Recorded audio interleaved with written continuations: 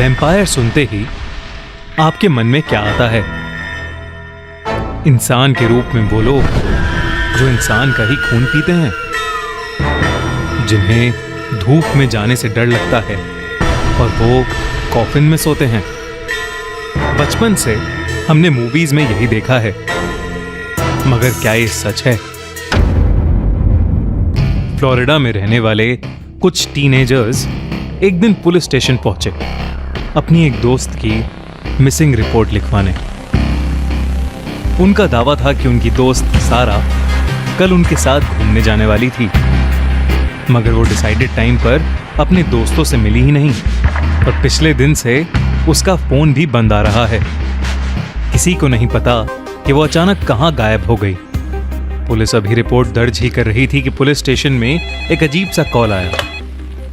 Phone पर किसी के रोने और चीखने की आवाजें आ रही थीं। बार बार पूछने पर भी पुलिस को कोई जवाब नहीं मिला, तो उन्होंने नंबर ट्रेस किया और वो मामले का पता लगाने निकल पड़े। फोन ट्रेस करते करते वो फ्लोरिडा से कई किलोमीटर दूर आ गए थे, मगर फोन की एग्जैक्ट लोकेशन अभी भी पता नहीं लग पा रही थी। तभी पुलिस वैन में बैठे दो ऑफिसर्स ब्रैड और डेरेक ने रोड साइड पर किसी को गिरा हुआ देखा। वो दोनों वैन से उतरे और उस बेहोश इंसान की तरफ बढ़े।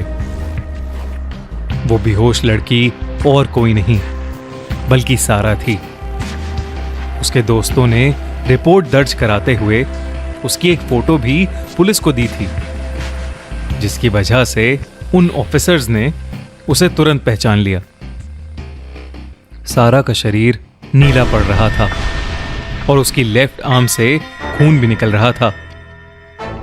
पुलिस ने उसे उठाया और जल्द से जल्द हॉस्पिटल ले गए। सारा को एग्जामिन करने के बाद डॉक्टर्स ने पुलिस को यह बताया कि 2 दिन तक लगातार सारा के शरीर से खून निकाला गया है और इसी वजह से वो इतनी कमजोर पड़ गई है। पहले तो ये केस किडनैपिंग और क्राइम से रिलेटेड लग रहा था, मगर फिर डॉक्टर्स ने कुछ ऐसा बताया जो सुनकर सब दंग रह गए।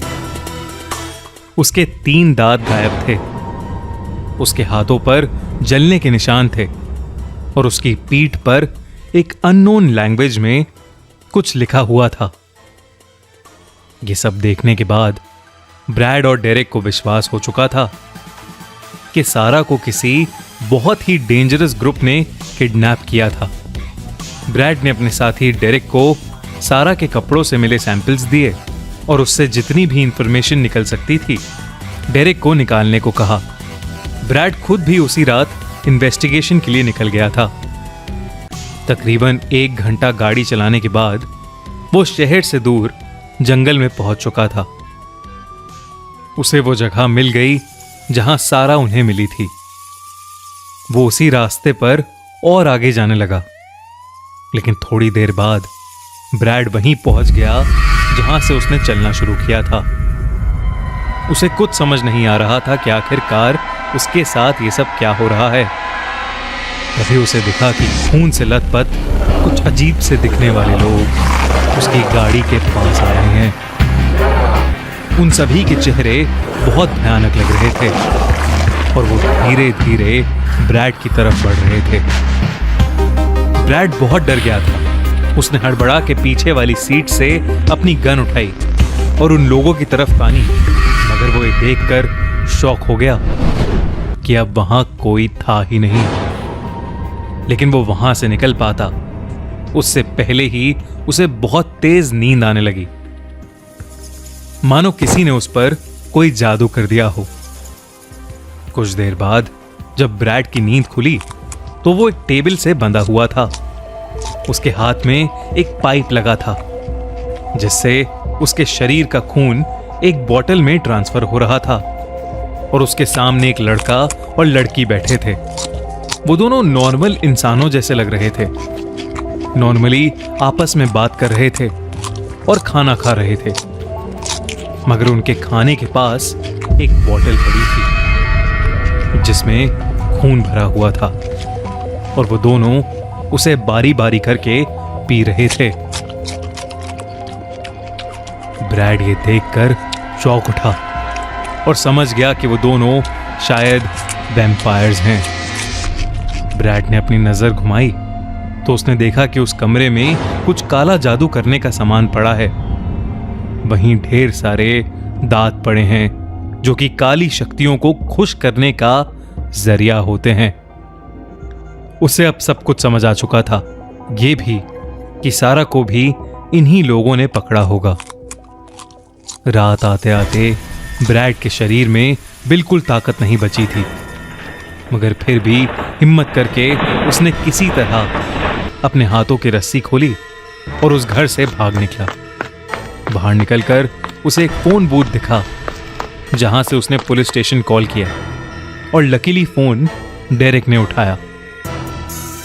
ब्रैड उसे सब कुछ बताया जा रहा था, लेकिन डेरेक को ब्रैड की आवाज ही नहीं आ रही थी, बल्कि उसे किसी के रोने और चिल्लाने की आवाज आ रही थी।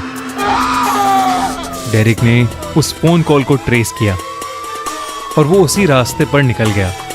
कुछ ही दूर जाकर उसे ब्रैड दिखा। वो उसी जगह गिरा पड़ा था जिस जगह उन्हें सारा पड़ी मिली थी। डेरेक ब्रैड को तुरंत हॉस्पिटल लेकर गया, लेकिन कुछ ही पलों में ब्रैड ने दम तोड़ दिया। उधर सारा भी ज्यादा दिन बच नहीं पाई और खून की कमी से उसकी भी मौत हो गई। ये सब होने के बाद डेरेक ने हर दिन हर रात उस जगह की इन्वेस्टिगेशन करनी शुरू कर दी। कुछ समय बाद उसे जंगल के बीचों बीच एक कच्चा सा घर मिला, जिसके बाहर एक टूटा हुआ फोन बूथ भी था। उस घर में कोई नहीं था। डेरेक और उसकी टीम ने जब उस घर की तहकीकात की तो उन्हें पता चला कि इन सब के पीछे एक सीक्रेट वैम्पायर्स का ग्रुप था, जो कि इंसानों का खून पीकर अपने आप को जिंदा रखने की कोशिश कर रहे थे। और ये सब करने के लिए वो काले जादू का इस्तेमाल कर रहे थे। उस दिन के बाद फ्लोरिडा में कोई ऐसे केसेस तो नहीं आए, लेकिन वैम्पायर्स के ऐसे कई किस्से हैं जो पूरी दुनिया में फैले हुए हैं। ये कहानी एक सच्ची घटना पर आधारित है, लेकिन क्या आप वैम्पायर्स में विश्वास रखते हैं? कमेंट्स में हमें जरूर बताइए।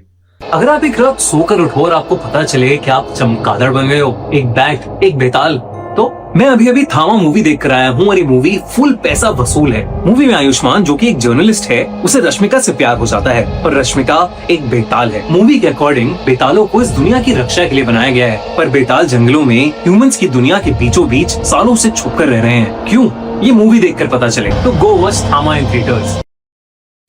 और अगर आपको ये वीडियो अच्छी लगी तो हमारा चैनल खूनी मंडे सब्सक्राइब करना बिल्कुल मत भूलना।